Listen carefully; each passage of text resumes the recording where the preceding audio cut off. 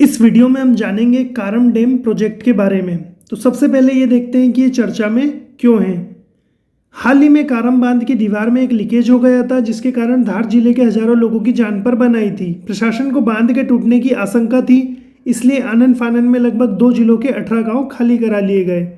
इसकी लोकेशन या स्थिति, तो यह बांध मध्य प्रदेश के धार जिले में विंध्याचल पहाड़ी पर बसे बारूडपुरा और कोठीदा गांव के बीच कारम नदी पर स्थित है। बांध की विशेषता की बात करते हैं तो इस बांध की लंबाई 564 मीटर है, जबकि चौड़ाई 6 मीटर है। बांध का जल संग्रहण क्षेत्र 183.83 वर्ग किलोमीटर है, जबकि जल भरण क्षमता 43.98 मीट्रिक घन मीटर है। यह एक मध्यम सिंचाई परियोजना है। यह बांध मिट्टी से बनाया जा रहा है। इसकी लागत या कॉस्ट कुल 305 करोड़ रुपए की लागत इस बांध के निर्माण में आई। 2018 में इसका शिलान्यास किया गया था, मतलब 4 साल पहले। तब से इसका निर्माण अभी तक जारी है। इसमें 8 गांव पहले ही समा चुके हैं, मतलब जलमग्न हो चुके हैं। इस डैम को 36 महीने में बनकर पूरा होना था, लेकिन कोरोना के चलते इसमें देरी हुई। यह बांध अभी भी निर्माणाधीन है। इस डैम का निर्माण दिल्ली की एक company ANS construction private limited कर रही है। अब इस बांध के टूटने से संबंधित जो भी घटनाक्रम हुआ उस पर विस्तार से चर्चा करते हैं।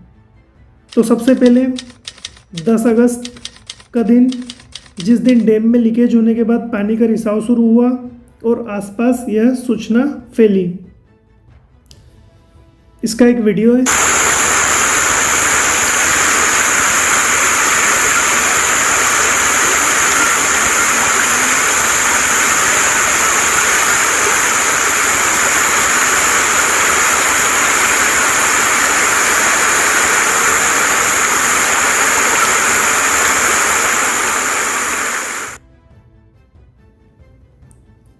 अगले दिन मतलब 11 अगस्त के दिन रक्षाबंधन का त्यौहार था और उस दिन सुबह तक डैम लीकेज होने की खबर धार के जिला कलेक्टर पंकज जैन तक पहुंची। कलेक्टर ने JCB और पोकलेन बुलवाकर लीकेज को बंद करने की कोशिश की, लेकिन पानी के दबाव से लीकेज बढ़ता ही गया। जब कलेक्टर को लगा कि स्थिति बेकाबू हो गई तो मुख्यमंत्री को सूचित किया गया और फिर CM ऑफिस से आदेश मिला कि डैम के आसपास के गाँव खाली कराए जाएँ। रक्षाबंधन के दिन ही शाम को 5 बजे अचानक गांवों में अनाउंसमेंट होती है। गाँव वालों से निवेदन है कि सभी लोग अपने अपने घर छोड़ के और इधर नीचे पे आ जाएं। सभी लोग घरों से बाहर निकल आए कृपया करके। घरों के अंदर कोई नहीं रहे।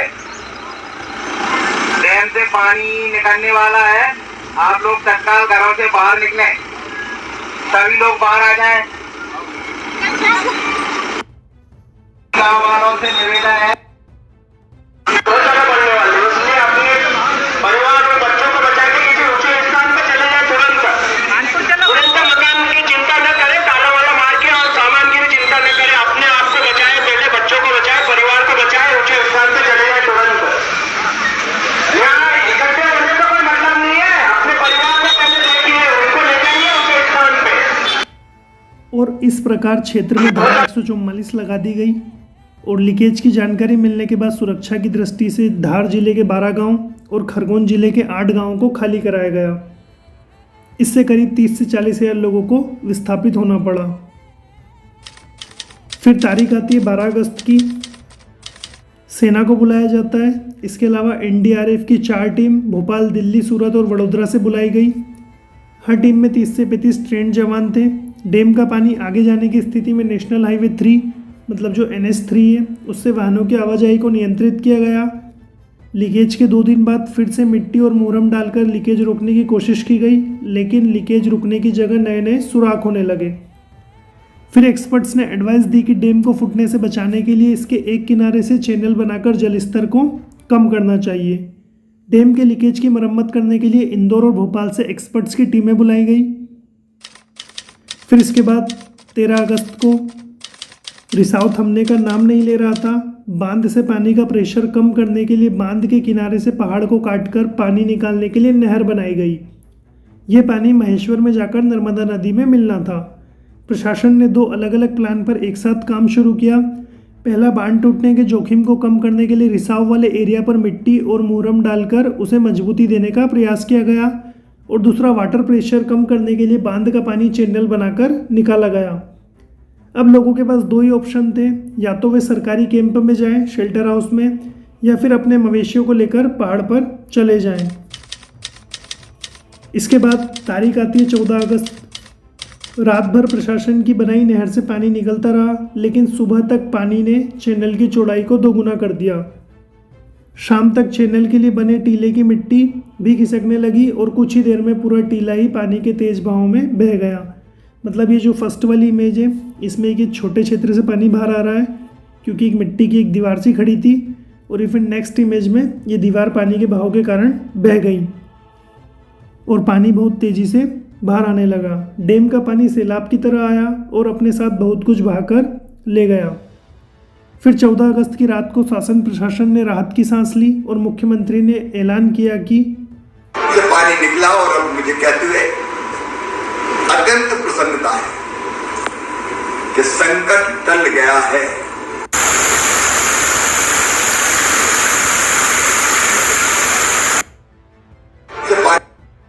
इस डैम को बचाने के लिए सरकार ने पूरी ताकत झोंक दी।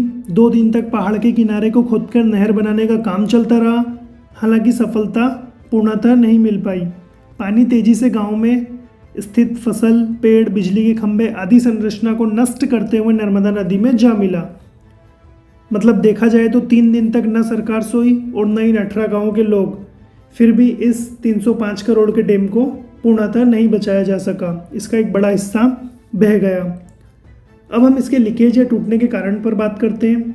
तो एक्सपर्ट्स का कहना है कि बांध को पहले वर्ष पूरा नहीं भरा जाता, जबकि यहाँ तो बांध निर्माणाधीन ही था और पूरा भर लिया गया। इसके अलावा कुछ महीने पहले ही कारम डैम प्रोजेक्ट में गड़बड़ी की बातें सामने आई थी, जिसकी जांच अभी EOW कर रही है। पहले इस डैम को बनाने का कॉन्ट्रैक्ट गुजरात की एक कंपनी को मिला था, लेकिन टेंडर में टैंपरिंग उजागर होने पर इसे रद्द कर दिया गया। इसके बाद दिल्ली की AOS कंपनी को कॉन्ट्रैक्ट मिला, लेकिन उसने यह काम ग्वालियर की सारथी कंस्ट्रक्शन कंपनी को दे दिया। आमतौर पर ऐसे बड़े प्रोजेक्ट कंस्ट्रक्ट करने वाली कंपनी कुछ काम दूसरे फर्म से करवा सकती है, लेकिन पूरा काम ट्रांसफ़र करना नीतिगत रूप से ठीक नहीं है। इसके अलावा भी लीकेज के कई कारण हो सकते हैं, जैसे डिजाइन में तकनीकी खामी, मटेरियल और कंस्ट्रक्शन की क्वालिटी आदि। इसके अलावा आसपास के जागरूक लोगों ने निर्माण में हो रही गड़बड़ियों की सूचना अधिकारियों को पहले ही दे दी थी। यह भी बताया था कि बांध में जहां काली मिट्टी डालना थी वहां पत्थर डाले जा रहे थे। इंजीनियर से लेकर कॉन्ट्रैक्टर तक और कलेक्टर से लेकर मुख्यमंत्री हेल्पलाइन तक शिकायत की गई, लेकिन सुनवाई कहीं भी नहीं हुई। इससे गांव के लोग और आसपास के क्षेत्र के लोग भी नाराज थे। अब एंड में ये देखते हैं कि इस डैम को बनाने की आवश्यकता क्यों थी या क्यों है। तो डैम पूरी तरह बन जाने के बाद 52 गांवों में सिंचाई की सुविधा उपलब्ध होगी, जिससे कुल 10,500 हेक्टेयर कृषि भूमि सिंचित होगी। लेकिन अब सवाल ये उठता है कि यदि बांध निर्माणाधीन ही था तो फिर इसे इतना क्यों भरा गया? जब जल स्तर बढ़ने लगा तो नहर के लिए बनाए गए वॉल्व क्यों नहीं खोले गए?